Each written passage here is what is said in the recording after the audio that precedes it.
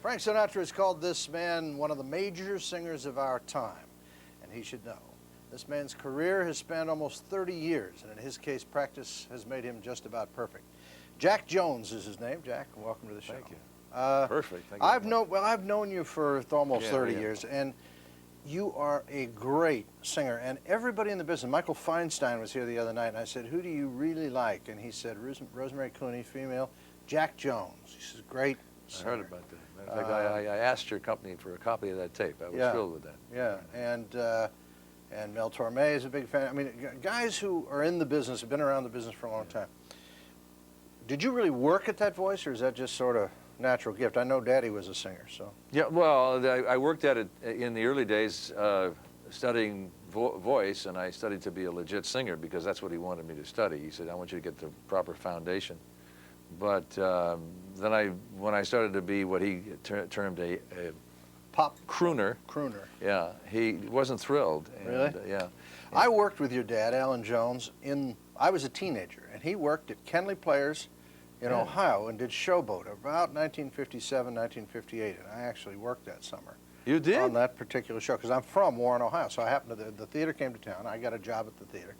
Were you acting or in production? No, I was in production. I was making sets and because I played Kenley many times. Yeah, no, I did it just that summer before I went away to school. But I remember your dad doing Showboat that year, and then later when I worked on the Mike Douglas show and you were there, you know, everybody said we want to have Jack Jones on, and then somebody said, who's going to tell Mike? Because Jack's such a great singer, but Mike always loved you, you know. Oh, so he didn't mind. To this day, yeah. But it was tough to. Let me you both let me co-host for him when he went That's away. Right. That's right.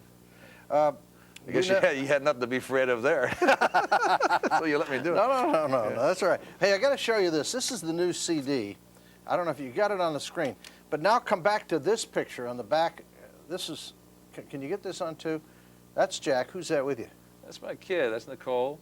Nicole. And that was at the end when I brought her out for a bow. We don't do that very often. We don't want to. Nicole doesn't co-star with you often, is that it? Oh, there's. Yeah, well, we'll fix that. But whoops. That's a shot of my chin, actually. Can we fix that? That's not Nicole's chin, although it does look like it on a close-up. Nicole's how old now? She's 4.5. How does it? I mean, you're not 22. No. Being a dad at your age, after having been in the business 30 years, ain't different? Yeah, it's different. My priorities are better now. I understand more about being a loving father, and I'm there for her at all times. We have a wonderful relationship. I have a wonderful marriage. That helps. That does help. The only downside is that when I take her out for a walk, people say, "Hey, you got it for the weekend, huh, Pop?" Yeah, that is tough. What have you not done in the business? I know you're about to go to St. Louis, and what show are you doing?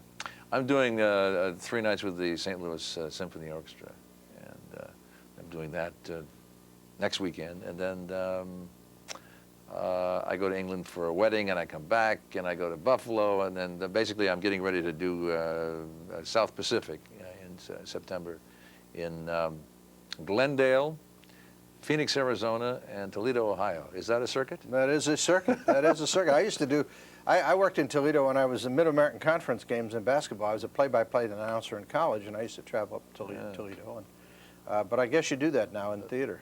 Well, yeah. Do you spend a lot of time on the road, or do you try to stay home? I go out and come back a lot. I try to stay home as much as I can, or keep touching base. I've been doing some theater now. I was in Vegas for 3 months doing Guys and Dolls. I played Sky Masterson. And now I'm going to do Emile Debec in the South Pacific. Do lines come easy to you, or do you have to work hard at learning? I have to work hard at them. Really? Yeah. I wish I could look at a page and see it in my head. You know, it'd be wonderful like that. I know so many people like that. I envy them so much. But no, I have to work on it.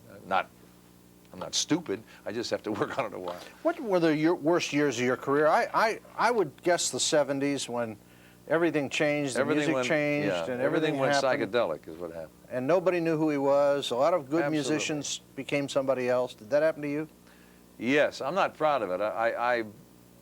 I got off the track, and I started wearing funny clothes, and the blousy shirts and the short. Trying to be hip. Yeah, I was trying to be hip, and the Longer hair. The only guy that got away with trying to be hip was Sammy Davis, right? Yeah, but Sammy wasn't even sure what he was. I know, but Sammy he come was out, so you good. I know, but you talk to Sammy some days, and all of a sudden he'd slip into a British accent, and he'd start talking. You remember those days? I remember going backstage with Sammy once, and for about 2 minutes it was black English, and then all of a sudden it became British. I remember Hans Conried was on with Jack Parr, and Jack Parr turned to him one time. Hans Conried, wonderful actor, in case you know what I'm talking about. He was just a terrific actor. Got to go to a Gotta break. go. We're gonna pick it up right there on Hans Conried right after these messages. We're back with a guy who's not only a nice guy but an extraordinary singer. If you have not seen Jack perform live, you should try to do that. You were starting to say about Hans Conried. The late Hans Conried, the great actor. He was a wonderful actor, and he was on Jack Parr many times. But Jack said to him one time, because he has this sort of English accent he always had. He said, Hans, by the way, are you British? He says, no, I'm affected. There are a lot of people in show business like that. I know, but he was very honest about it. No, I'm affected. How long did it take you to figure out who you are? Well, a long, long time. We were talking during the break about the clothes and before the break, and we were talking about the Nehru jacket. That was one of the things that we wore. Buddy Rich and I both. I have a tape of us both on stage together in Nehru jackets and chains hanging around, and I was made the mistake of being kind of immature and going along with all that stuff. And musically, I was okay. I found things that I could do that suited me that weren't completely off the deep end, and got away with it. But I was kind of wandering, saying, what's the where do I hippest belong? out of context type song you ever tried to sing that you knew wasn't for you? Remember any? Well, actually, the thing I had a dream written by John Sebastian. That was my opener years ago, and now it is my opener again. It's a wonderful song, and it was from Woodstock, and it was very well known in those days, and I still do it. I love it. So there were things, that was one of the things that I chose that was right for me. But a lot of the songs that were written were all drug-oriented, you know. Yeah, right. You know. Wasn't your... And no, it wasn't. And then I noticed in the new CD you've got some Sammy Kahn tunes, you've got some really good, solid standards. Oh, which yeah. is what you're Well, best known for. that's what I do. Of course, I'm 10 or 15 years behind the people who all did all those songs in the first place. Right. And a lot of people think I'm older than I am. Not that being old is bad. You look great. How did you get to do a line from the Love Boat theme? Huh? How's that? Okay. Excuse me. You did the theme for Love Boat, if you know that show. Yes, and at charity functions, sometimes I get as high as $5,000 not to sing this song.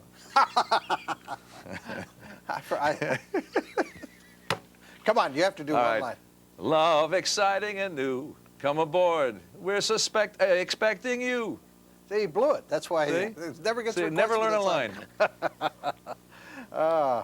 Did that make money every time? Now people say, you sing a song like that every time it's on the air, you get money. Is that true, or do they do about money for? There's a thing where it's a declining scale, and the first reruns are great. Second one's a little lower, but it still works out nice over the years.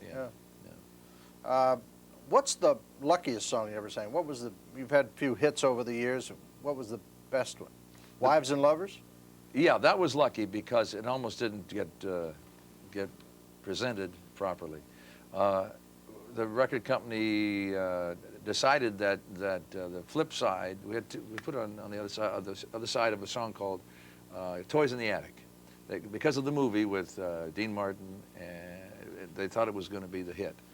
And so the disc jockeys said, no, we like this side, and they turned over and played Wives and Lovers. But in the meantime, Burt Bacharach was really justifiably upset because we weren't going to give it the shot.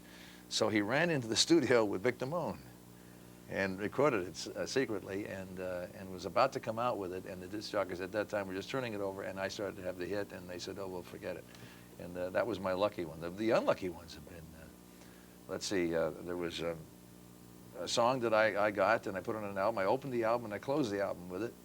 And the company refused to put it out as a single. I said, I know this is a hit. You got to put it out. No, it's a nice album thing, and I produced it. But they said, it's not a hit, so we're not putting it out as a single. So the publisher wrote me a letter a year later saying, I got another singer, I'm going to put it out with him because, you know, thank you for giving it a shot, but the company's not coming out with it. And the song went like this. So I sing you to sleep after the lovin'. Oh. And the thing that kills me is that Engelbert used my record as a demo to learn it. You know? Yeah, he did it exactly the way you did it. But I had a good a lucky moment with Call Me Irresponsible, because there again I went. This is beforehand. I went to the company. I said, I believe in this song, even though Sinatra's out with it. I know that our version is good, has a chance. And they said, are you crazy with Sinatra? I said, I believe. I don't know why. I would ordinarily be called crazy myself, but I believe this is a hit for us. So they put it out. They did, and we had the hit because I was the underdog. And then later, Sinatra. I recorded "Strangers in the Night." You recorded that? Yes, I did. And the company decided, Sinatra hit "Strangers in the Night." But this was before the hit, and the company decided they didn't like "Strangers in the Night," didn't think it was a hit. So they didn't put it out, and I didn't realize, I read later that Sinatra was waiting because of my success with Call Me Irresponsible. The company was waiting to see if we were going to put it out or not, and when I didn't put out, they went with it. They went. What were the politically incorrect lyrics in Wives and Lovers? What, in that original song, weren't there some lyrics that today are not? Oh, it's the whole thing, the whole premise. Hey little girl, comb your hair, fix your makeup. Soon he will open the door. Don't think because there's a ring on your finger you needn't try anymore. For wives should always be lovers too. Run to his arms. Oh, that's right. Telling you how to be a good wife. Basically. Yeah. So I wrote an alternate lyric that I've done once in a while. Hey little boy, cap your teeth, get a hairpiece. Okay, we're going to be right back. We'll hear Jack Jones sing, the great Jack Jones, right after these messages. Stay with us. You're in for a real treat now. Jack Jones is going to sing. This CD, Music of the Night, was recorded, when was this recorded? London Palladium. Yeah. Recently. About a year ago, yeah. About a year ago. Yeah, it's taken a year to get And it takes about a year to get one of these out, huh? Yeah. Jack, will you do this from Phantom for us, Music of the Night? Absolutely. Okay, ladies and gentlemen, Jack Jones. Thank you.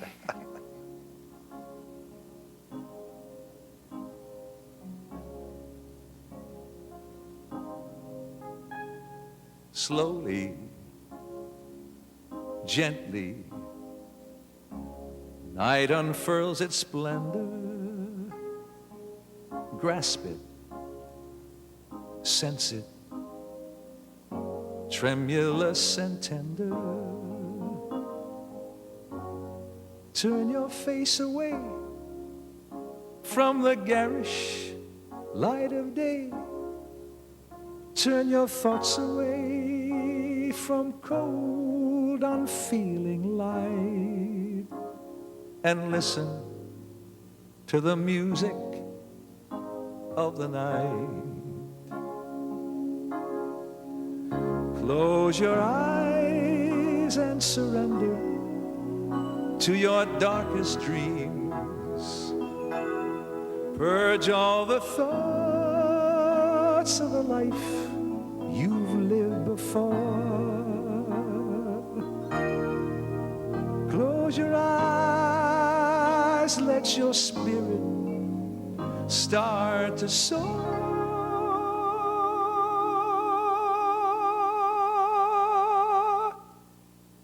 And you'll live as you've never lived before.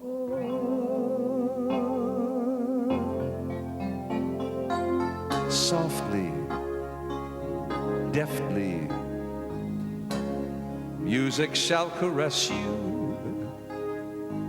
Hear it, feel it, secretly possess you. Open up your mind, let your fantasies unwind. This darkness that you know you cannot fight, the darkness of the music of the night. Let your mind start a journey through a strange new world. Leave all the thoughts of the world you knew before. Let your soul take you where you long to be.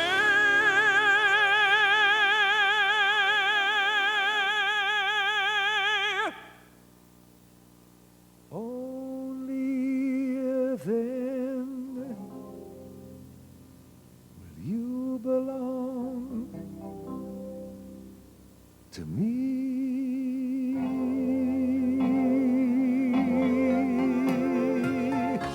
Floating, falling, sweet intoxication.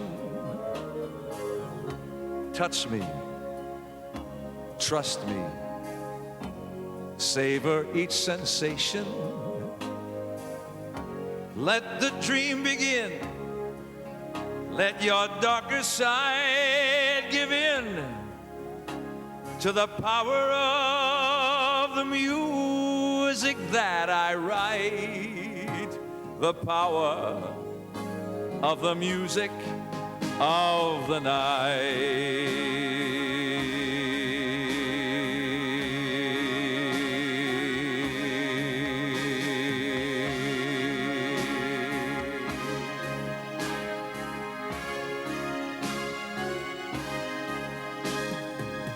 Open up your mind, let your fantasies unwind. You alone can make my song take flight.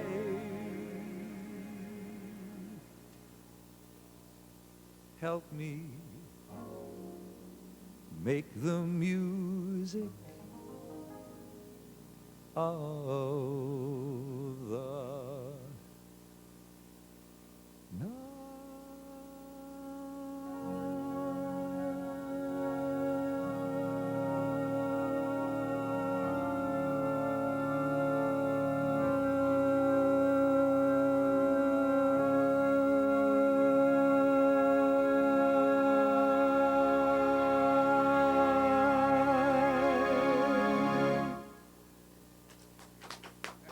Thank you. Hey, all you people who think you can sing, eat your heart out. This guy's a singer, man. You are really something. Thank you so much. Listen, your daughter's probably watching. Say hello to her, because does she know who you are on TV yet? Yeah, she does. Does she like wave at the screen or anything? Oh, yeah, yeah. Hi, Nicole. Hi, Nicole. Yeah, How you doing? She's something. Is she? Yeah. All right, you're something. Thank Listen, you. Jack Jones, everybody, pick up the CD, Music of the Night. We'll see you again on Straightforward.